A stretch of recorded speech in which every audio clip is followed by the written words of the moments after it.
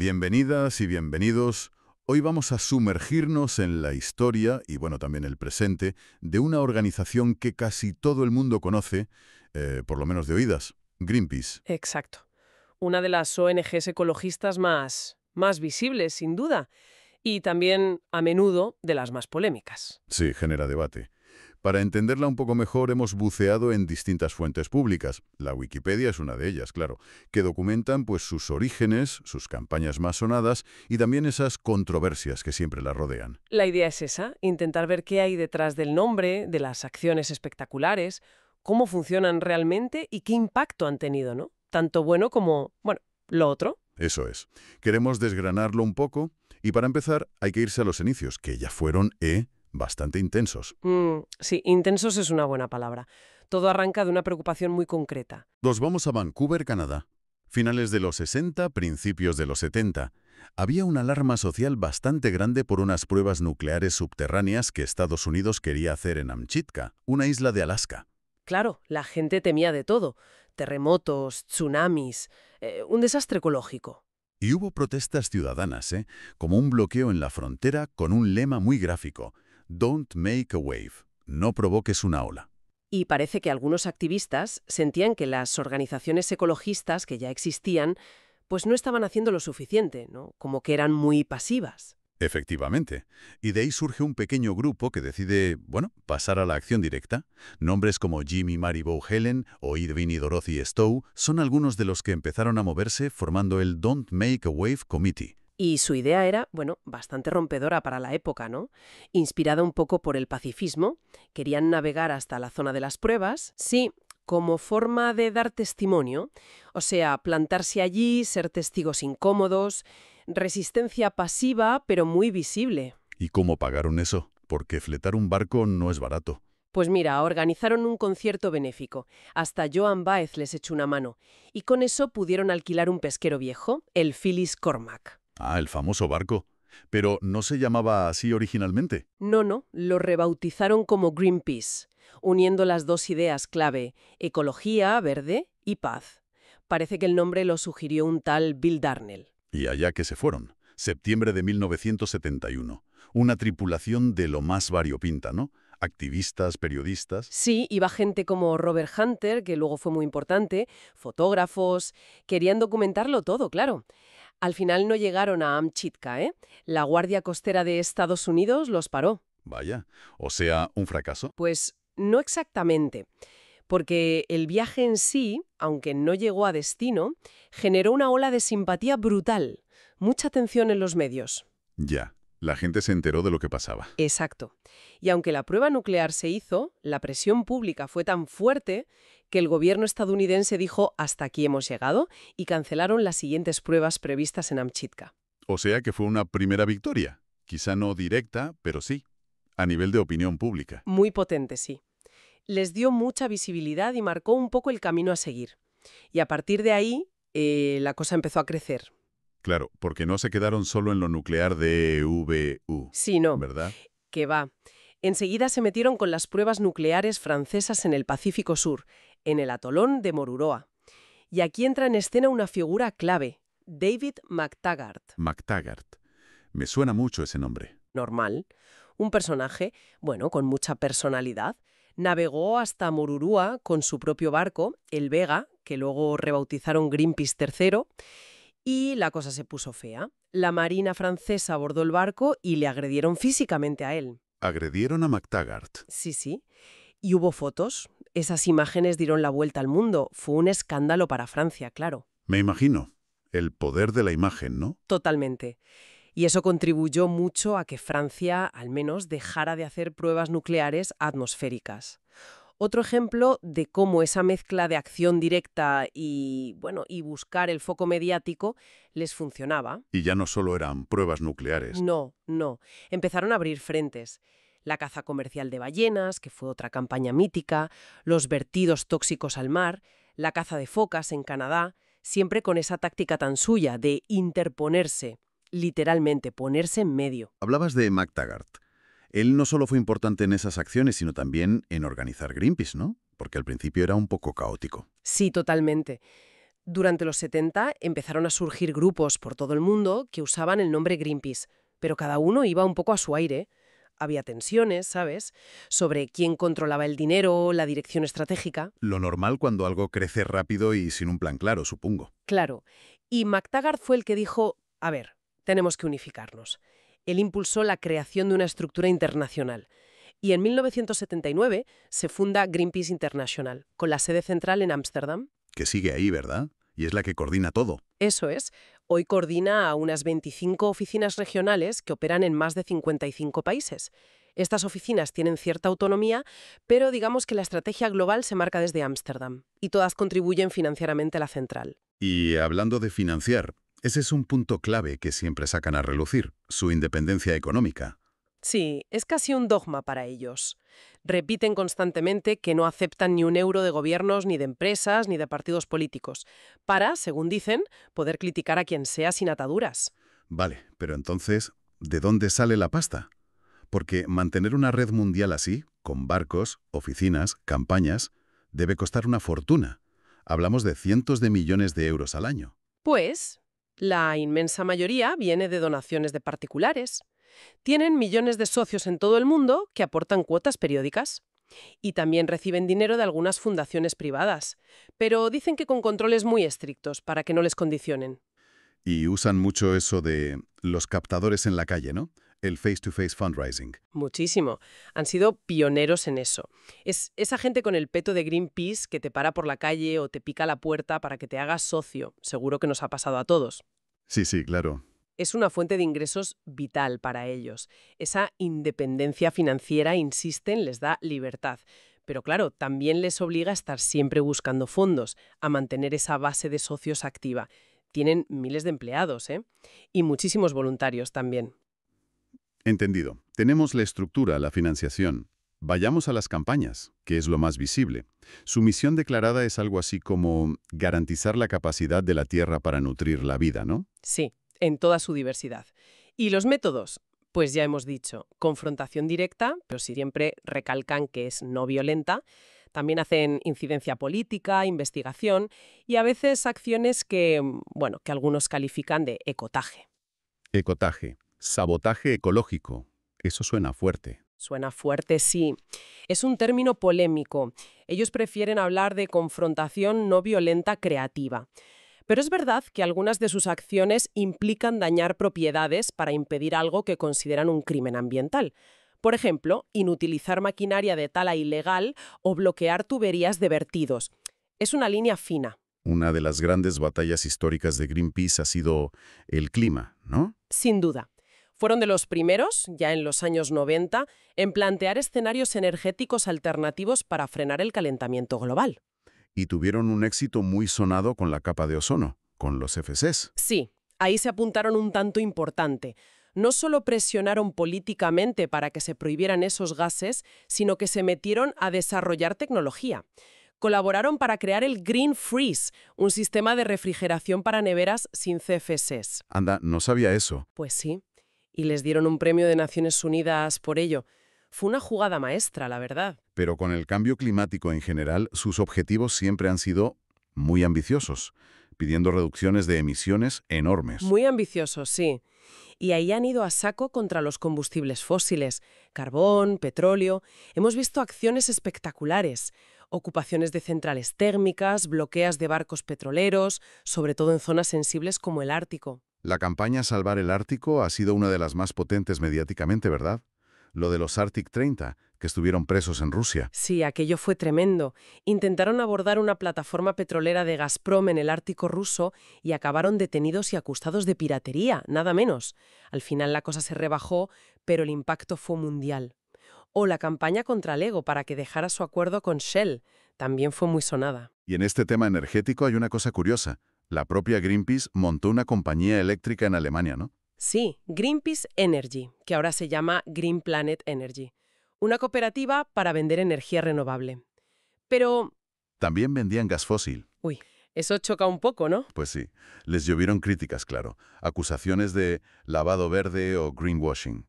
Ellos argumentaban que era una transición, pero fue controvertido, incluso internamente. También en energía recuerdo un caso legal interesante en Reino Unido, Kingsnorth. Ah, sí.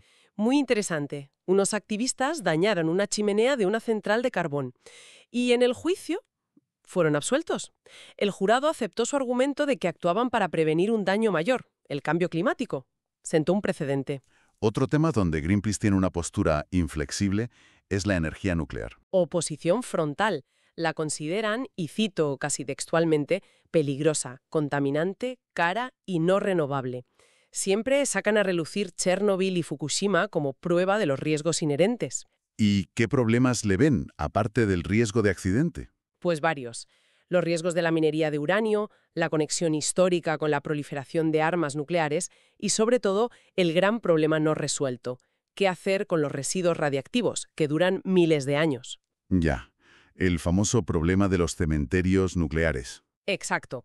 Argumentan que frente a esos riesgos y a los costes y tiempos de construcción enormes, mira el ejemplo de la central de Olkiluoto 3 en Finlandia, su contribución real a mitigar el cambio climático es marginal. Creen que desvía dinero y atención de las soluciones que sí ven viables, las renovables y la eficiencia energética. Bueno, hay que decir que este es un debate científico y económico muy complejo, con argumentos sólidos a ambos lados. La postura de Greenpeace es clara, pero no es la única, ni mucho menos. Otro frente clásico. Los bosques. Ahí también han sido muy activos. Muchísimo. Su objetivo era deforestación cero para 2020, que obviamente no se ha cumplido a nivel global, pero han presionado mucho.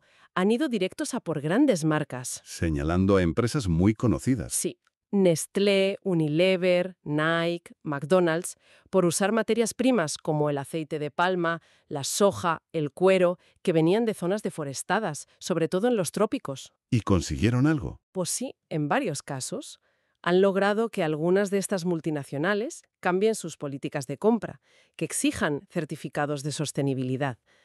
Por ejemplo, fue muy sonado un acuerdo con Golden Agri Resources, que es un gigante del aceite de palma en Indonesia. Ah, el aceite de palma. De eso era el famoso vídeo viral que hicieron parodiando un anuncio de Kit Kat, ¿verdad? El del orangután. Ese mismo, Rangtan se llamaba el corto animado. Un ejemplo perfecto de cómo usan la comunicación de forma muy emocional y directa para presionar a las empresas. Fue brutalmente efectivo. También presionaron para que la UE prohibiera importar madera talada ilegalmente. Sí, eso fue un logro legislativo importante en 2010.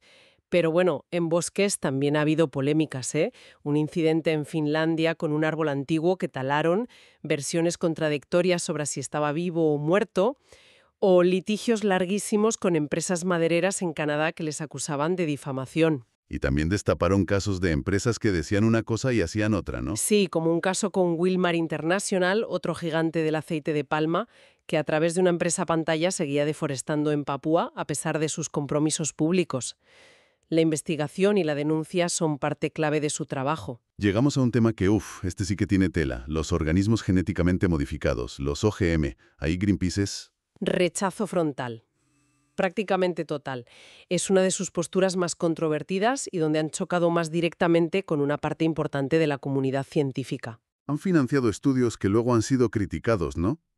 Sí, apoyaron investigaciones como las de Gilles-Éric Saralini sobre maíz transgénico y ratas o las de Arpad Pusztai con patatas modificadas. Estudios que lanzaron alarmas muy serias, pero que después recibieron críticas metodológicas muy fuertes, e incluso alguno fue retractado por las revistas científicas. Pero el caso que todo el mundo recuerda es el del arroz dorado, el Golden Rice. Sin duda, es el ejemplo paradigmático de este choque. Un arroz modificado genéticamente para producir betacaroteno, el precursor de la vitamina A. La idea es combatir la deficiencia de esta vitamina que causa ceguera y muerte infantil en muchos países pobres. Y Greenpeace se opone radicalmente a su desarrollo y uso. Sí, sus argumentos son varios. Dicen que es una solución tecnológica simplista que desvía la atención de las causas reales de la malnutrición, la pobreza y la falta de acceso a una dieta variada. Cuestionan su eficacia real, si la gente absorbería bien esa vitamina A, y también su seguridad a largo plazo. Y mencionan intereses económicos. También, Señalan que detrás hay grandes empresas de biotecnología como Syngenta, que tiene patentes relacionadas, aunque los desarrolladores dicen que se ofrecería gratis o a bajo coste a los agricultores pobres. Greenpeace propone como alternativa fomentar la agricultura ecológica local y la diversidad de cultivos tradicionales. Pero esta postura les ha valido críticas durísimas. Recuerdo una carta. La Carta de los Premios Nobel, sí. Más de 100 laureados firmaron en 2016 una carta abierta durísima instando a Greenpeace a cesar su campaña contra los OGM en general y muy específicamente contra el arroz dorado. Les acusaban de basar su oposición en emoción y dogma en lugar de en ciencia y de ser un obstáculo para salvar vidas. Fue un golpe fuerte a su imagen, supongo. ¿Cómo respondieron? Pues negaron estar bloqueando activamente el desarrollo del arroz, aunque sí hacen campaña en contra, y reafirmaron su apuesta por la agroecología como la solución sostenible y justa. Es un debate muy enconado, con visiones del mundo casi irreconciliables sobre el papel de la tecnología, la ciencia y el modelo agrícola. No hay grises aquí. Es un buen ejemplo de las tensiones que rodean a la organización. Aparte de estos grandes temas, han estado metidos en 1000 frentes más, ¿no? Sí. La lucha contra los vertidos tóxicos de la industria textil en Asia, con la campaña Detox Fashion, que consiguió compromisos de muchas marcas de ropa. La guía para una electrónica más verde, que puntuaba a las empresas tecnológicas según su impacto ambiental. O más recientemente, la petición de una moratoria a la minería en los fondos marinos. Y para muchas de estas campañas, una herramienta icónica, casi un símbolo de Greenpeace, han sido sus barcos. Fundamentales. Son su base de operaciones flotante y un imán para los medios. La flota actual incluye el Rainbow Warrior 3, el Arctic Sunrise, el Witness. Pero el nombre que resuena, el legendario, es el primer Rainbow Warrior. Ese es el mito. Un viejo arrastrero británico que compraron en 1978 y que se convirtió en el buque insignia.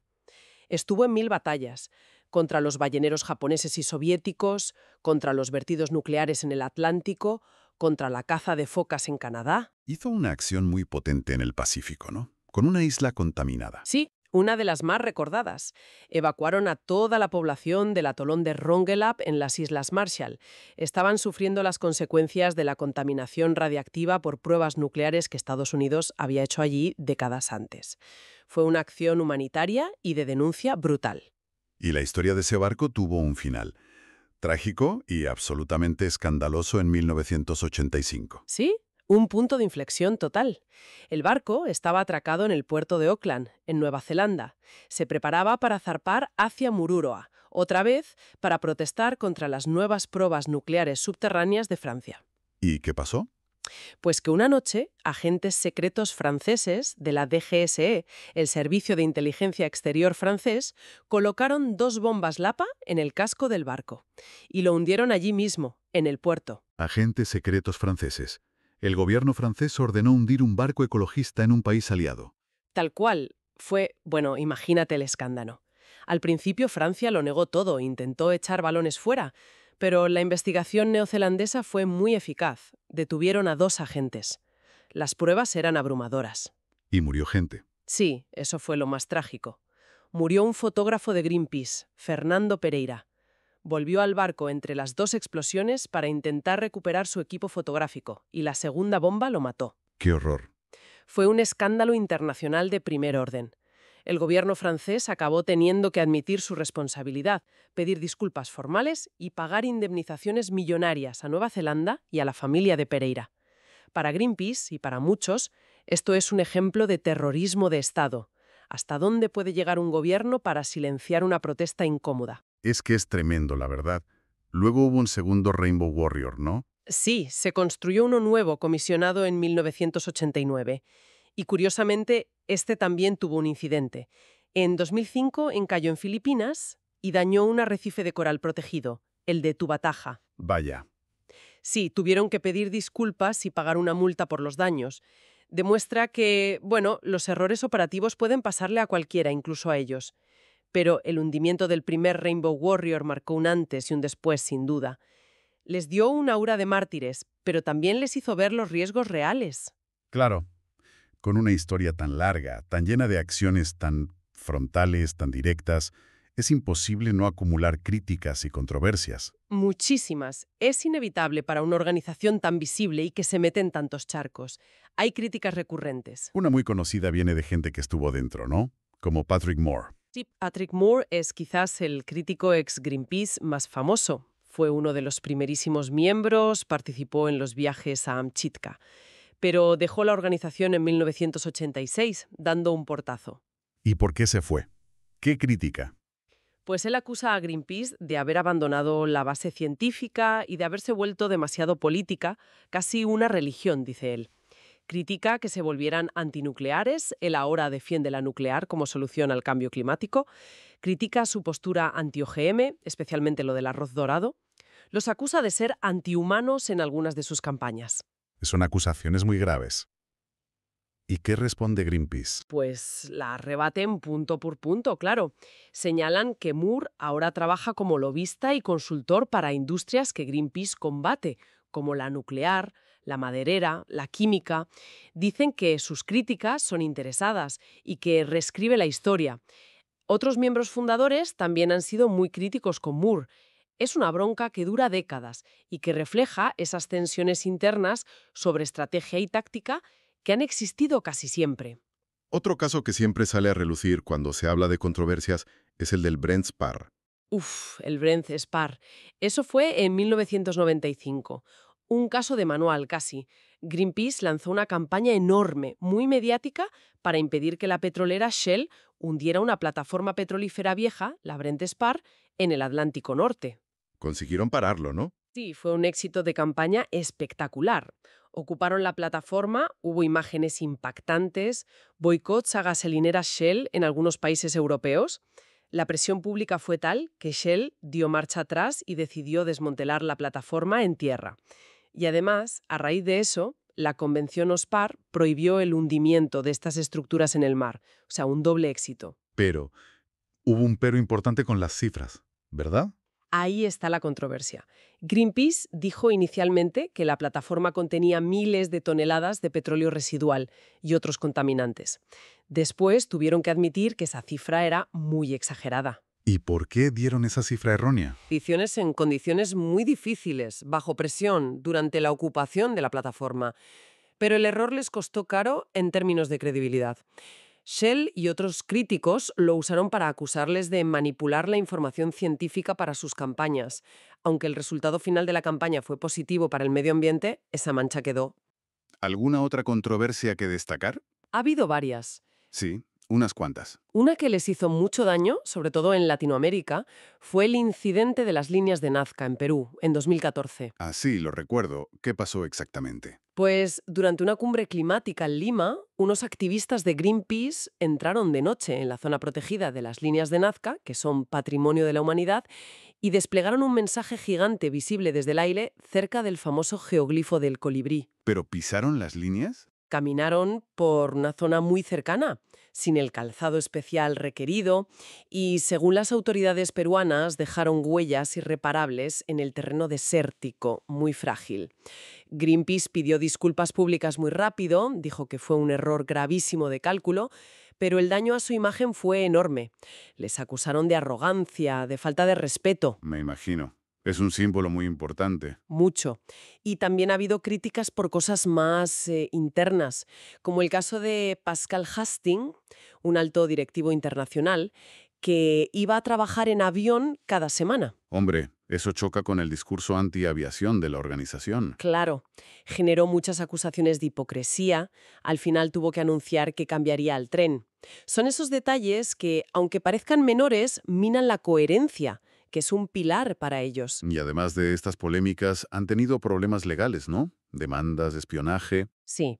Han enfrentado demandas millonarias por daños económicos derivados de sus protestas, como una muy reciente, creo que de marzo de 2025, por las protestas contra el oleoducto Dakota Access en Estados Unidos, donde les condenaron a pagar una barbaridad.